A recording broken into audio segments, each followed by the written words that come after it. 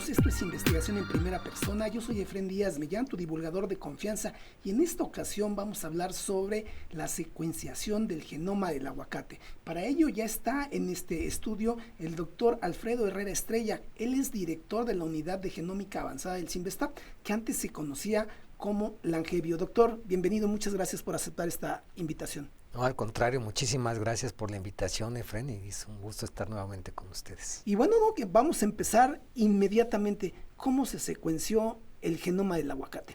Bueno, como muchos genomas actualmente, usamos secuenciaciones híbridas, lo que llamamos híbridas, con diferentes tecnologías. Empezamos con una estrategia de secuencias cortas de DNA, que es económicamente más viable, o era económicamente más viable anteriormente, pero implicaba una mayor dificultad en el ensamblado de los genomas. Y terminamos ya en las últimas variedades que se secuenciaron con una tecnología de Pacific Biosciences, o PacBio, como la conocemos en la comunidad, que nos da lecturas mucho más largas y nos permite hacer un ensamblado más sencillo y más confiable en términos de estructura de los genomas de los aguacates. En particular el Hass, por ejemplo, fue armado con esta tecnología. ¿Cuánto tiempo llevó este proyecto de investigación? Porque uno pareciera que se secuencian en días, pero se lleva un tiempo. Sí, efectivamente. Bueno, este fue un proyecto particularmente largo, ¿no? Y hubo muchos accidentes en el camino. Estamos hablando de aproximadamente 2012 que se empezó de manera efectiva a trabajar en este proyecto. Entonces 7, 8 años estuvimos trabajando en el proyecto por diversas cosas. Primero se tenía un nivel de alcance planeado, es decir, vamos a secuenciar el aguacate mexicano, que lo conocemos nosotros como la variedad Drimifolia, y después, pues ante los cambios en los costos de los procesos de secuenciación, se decidió llevarlo más allá el proyecto, y entonces se secuenciaron variedades antillanas, guatemalteca, el Hass, se resecuenciaron algunos otros individuos, se hizo también un análisis transcriptómico. Entonces fue creciendo y eso nos llevó a decir, bueno, pues ahora tenemos que tomar esta información y integrarla, analizarla en detalle, y eso lleva mucho más tiempo, ¿no? En la actualidad, un genoma del tamaño del aguacate, en términos de decir, aquí está la información del genoma generada, nos puede llevar quizás un par de meses. Eso era antes años, ¿no? Sí, claro. Y de hecho lo que nos lleva mucho más tiempo, pues es interpretar toda esa información, ¿no? Armarla, que nos puede llevar pues otros 2, 3, 4 meses, y después empezar con la interpretación, todas las implicaciones de lo que vemos ahí, eso puede llevar años, ¿no? Y bueno, pues se habla que son de alrededor de 20,000 genes, más o menos por ahí. Sí, estamos hablando de aproximadamente 22, 24,000 genes, de acuerdo a la tecnología más confiable, estamos pensando que son 24,000 genes. Oiga, doctor, y una pregunta que es muy recurrente, ¿el aguacate es mexicano? Es una buena pregunta. En particular, los aguacates comercialmente más atractivos, ¿no? Nos preguntamos de dónde salieron. El aguacate como tal, en general, podríamos decir que es mesoamericano, ¿no? Sí. Y hay alguna discusión de si el origen es más dentro de México, lo que conocemos actualmente como México, o si es también alguna región más en Guatemala, en las Antillas. Pensamos que parte es de la península de Yucatán y esa región, y parte más dentro de lo que conocemos como el México continental. Eso es en general las variedades principales que hay de aguacate. Nosotros lo conocemos científicamente como Persea americana, ese sería el origen. Hay otras Perseas, y el Hass en particular, que es el que más nos llama la atención actualmente, pues está constituido en parte por el guatemalteco o guatemalensis, como le conocemos nosotros, y el mexicano. Y parte de lo que descubrimos en este proyecto es que aproximadamente el 60% del genoma del Hass es de origen mexicano, Drimifolia, y el 40% aproximadamente del guatemalteco. Pues definitivamente es 100% mexicano, bueno, 60% mexicano. 60% si nos extendemos históricamente en la península de Yucatán, podríamos decir, bueno, pues es 40% maya, ¿no? También, pues adicionalmente. Oiga, doctor, ¿y cuál es la importancia del aguacate Hass? porque tiene importancia económica, tiene importancia en la parte biológica, en la parte de diversidad. ¿Cuál es la importancia en general del aguacate Hass? Bueno, el aguacate Hass ha sido un éxito rotundo comercialmente, ¿no? De manera definitiva. Y en los últimos 40 años aproximadamente es lo que ha dominado el mercado. Tiene unas características de sabor particulares.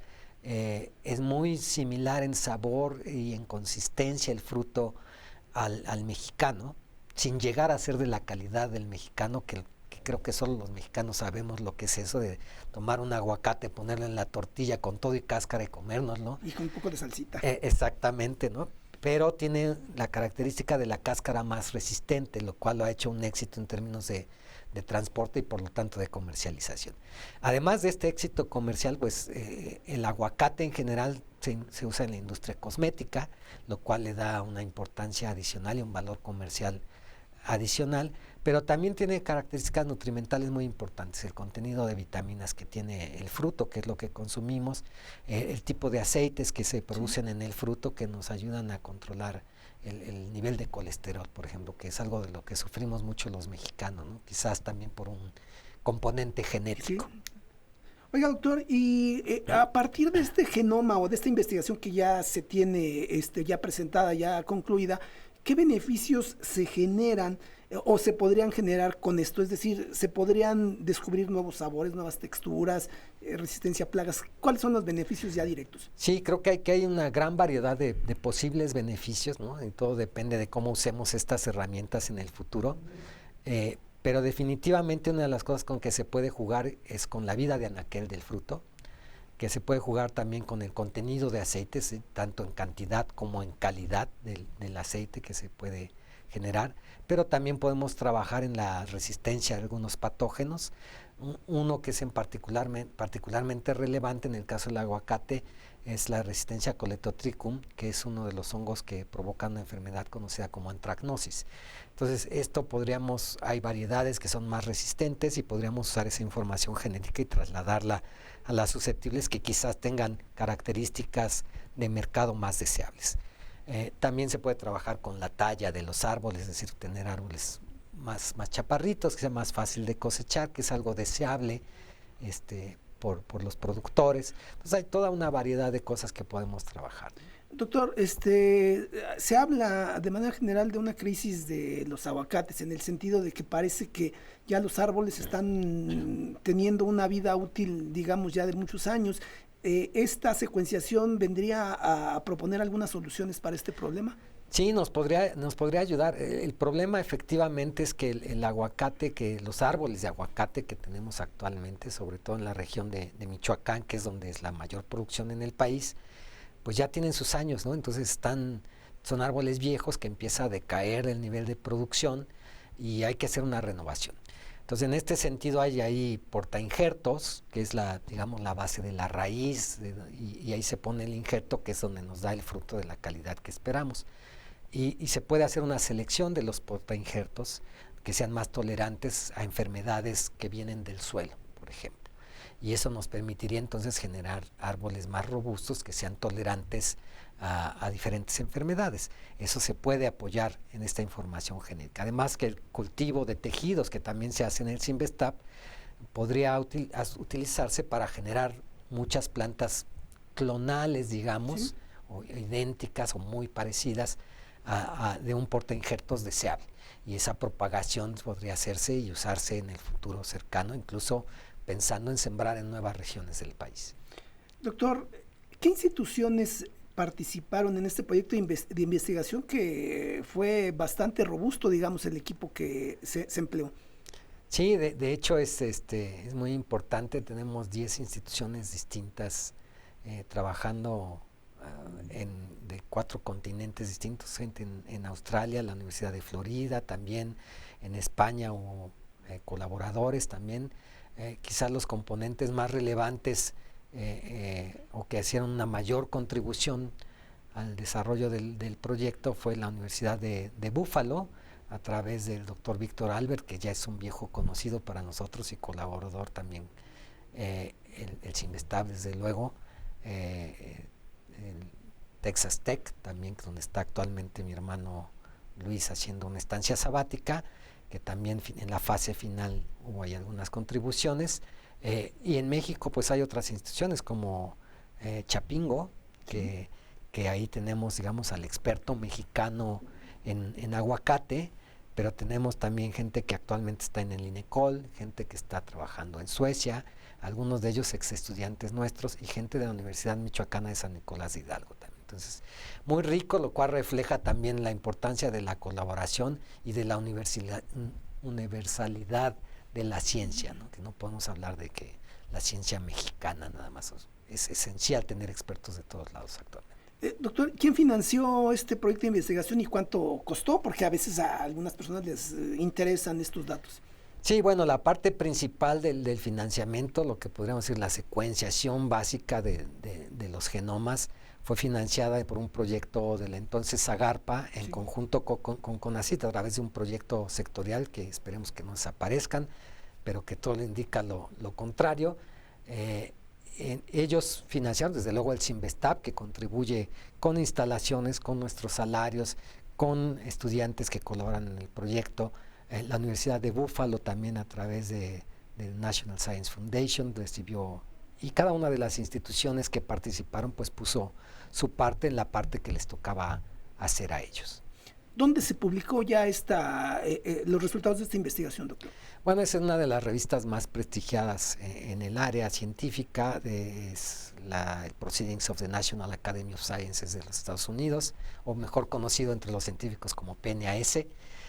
Es una revista de alto impacto y que nos permite llegar prácticamente a todo el mundo y ser reconocidos por todo el mundo. Doctor, la información de esta secuenciación, ¿dónde se encuentra y estará disponible para todo el mundo? Porque como que hay ciertos riesgos de que algunos países puedan emplear esta información y desarrollar, digamos, ya no aguacates mexicanos, sino chinos, australianos. Sí, ese es un tema creo que muy relevante, que habría que tomar definiciones, ¿no?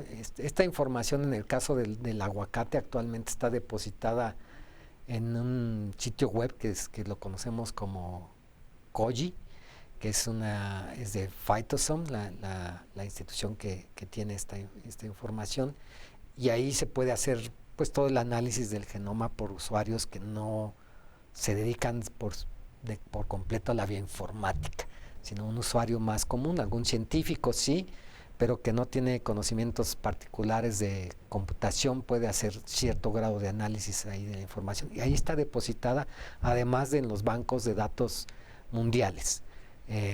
Eso es algo que puede hacer uso cualquier persona. Entonces sí podría implicar alguna desventaja si no nos ponemos listos en qué vamos a hacer con esa información nosotros.